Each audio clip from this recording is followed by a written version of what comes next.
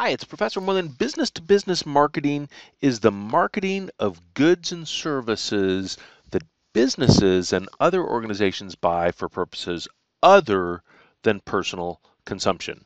B2B marketing is also known as industrial marketing. Now, these markets, these business to business or organizational markets, include manufacturers, wholesalers, retailers, and other organizations such as hospitals and governments. Business to business products, and we could say products and services, but we'll just keep it at products.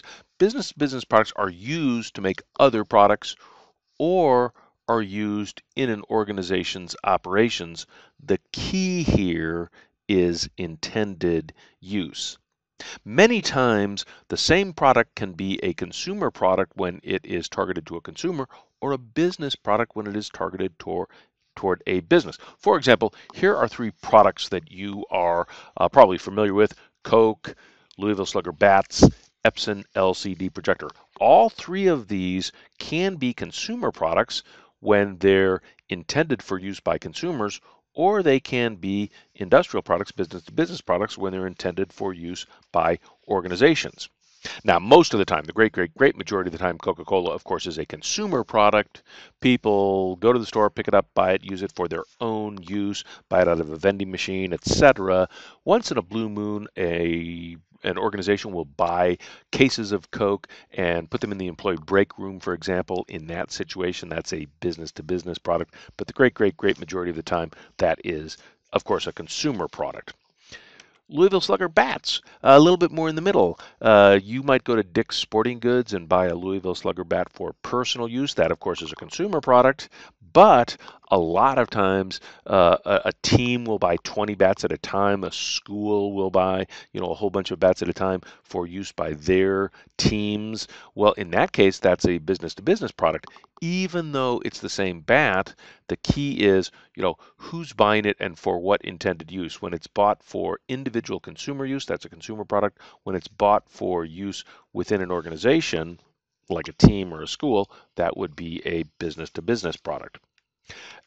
On the further end of the spectrum, this one is almost always a business-to-business product, the LCD Epson projector. Many times, a school, for example, will buy 20 of these and put them in classrooms, or a business will buy a whole bunch of these and put them in their conference rooms. You, as an individual, could get in touch with Epson and buy one for your personal use at home, take it home, hook it up to Netflix, and watch movies on the wall. In that case, it's a consumer product, but the great majority of the time, this is going to be an industrial product. And then, of course, there are some products that are just flat out always industrial products. MRI machines, a lot of the products from GE Medical Systems, multi-million-dollar medical imaging equipment. Nobody ever buys this for personal use, of course. This is always a business-to-business product. Companies organize sometimes for business-to-business products differently than for consumer products. Sometimes you might have products that go towards both.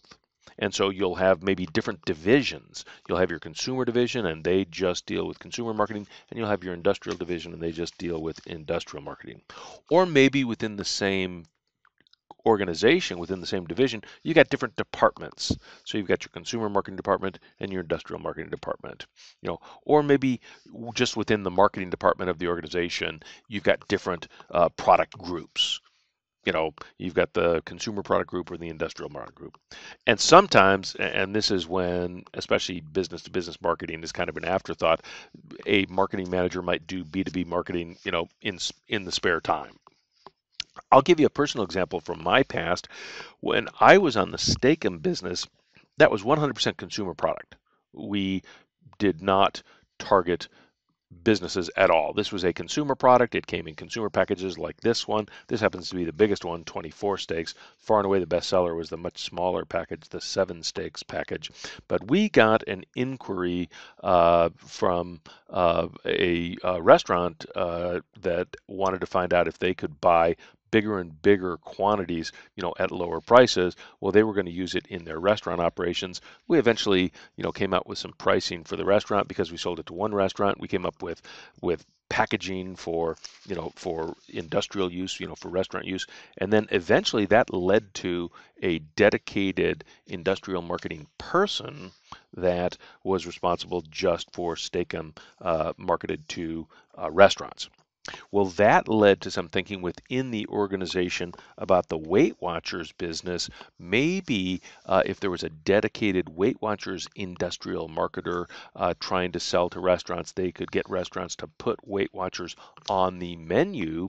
The entire time that I was with the organization, they were never successful with that. That's one reason why you might want to have a separate organization. If you just had somebody kind of doing this in the spare time, they might give up relatively quickly if there was not a lot of success. The thing about industrial marketing, business to business marketing, is when you get a customer, sometimes that can be a big customer. And I was very pleasantly surprised a while back when I went into Applebee's and saw on Applebee's menu, yep, Weight Watchers items on the Applebee's menu. Clearly, the business to business marketer, had hit a home run by getting Applebee's to put that on the menu. Just like consumer marketing, business to business marketing has, the 4 Ps. Now the product, sometimes the product is modified, sometimes the product is only for business to businesses, sometimes, the product is the exact same thing. Price.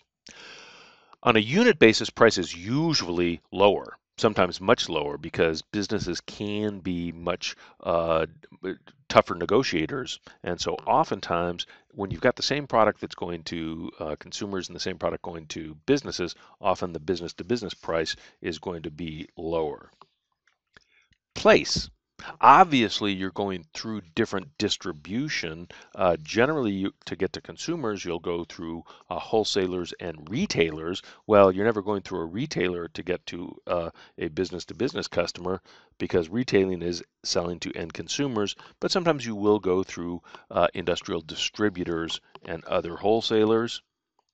And promotion, we tend to think of advertising as being just a consumer tool, but there actually is, B2B advertising. B2B advertising used to look very, very different than consumer advertising. Here's one of my favorite B2B ads. I don't know who you are. I don't know your company. I don't know your company's product. I don't know what your company stands for. I don't know your company's customers. I don't know your company's record. I don't know your company's reputation. Now, what was it you wanted to sell me? Moral, sales start before your salesman calls with business publication advertising. This ad appeared in McGraw-Hill business to business publications because that's the business that they're in. The thing about B2B ads is they're usually in media that are targeted to businesses, not consumer media. Two of the business publications that I used to subscribe to and sometimes advertise in were Progressive Grocer, which is targeted to everyone involved with the grocery industry, and Convenience Store News, which, of course, as the name implies, is targeted to people that are in the convenience store industry, stores like Racetrack and 7-Eleven, Circle K, and so on. In fact, these are both relatively large distribution. Progressive Grocer is one of the largest distribution in terms of number of copies circulated trade publications. But I don't care what business you're in, what industry you're in, there is a trade publication for you. Here's just a whole bunch of them.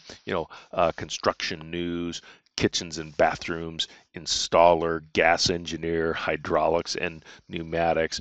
No matter what you're in, there's going to be a publication for you. Now, a lot of times historically, B2B ads have been kind of basic. Here's kind of like a basic B2B ad: primary fluid power, custom engineering, hydraulic power pack solutions, blah, blah, blah. If you're interested in that business, you might be looking at that piece of equipment and be thinking, wow, that's something that we could use. Of course, you can get much more creative. Here's what I thought was an incredibly creative business-to-business ad. For a copier, they can run, but they can't hide. Very, very interesting, involving ad from Toshiba. Here's another great one from Epson. She's slow, ornery, and frightens cashiers. Let's not dilly-dally with her receipt, shall we, for Epson POS or point of sale systems. One thing about B2B ads is they are becoming much more creative and looking a lot more like consumer ads. Here's another business-to-business ad, in this case for Nokia. But yeah, the thing to remember is B2B marketing has the 4 Ps: product, price, place, and promotion. That'll do it for this module.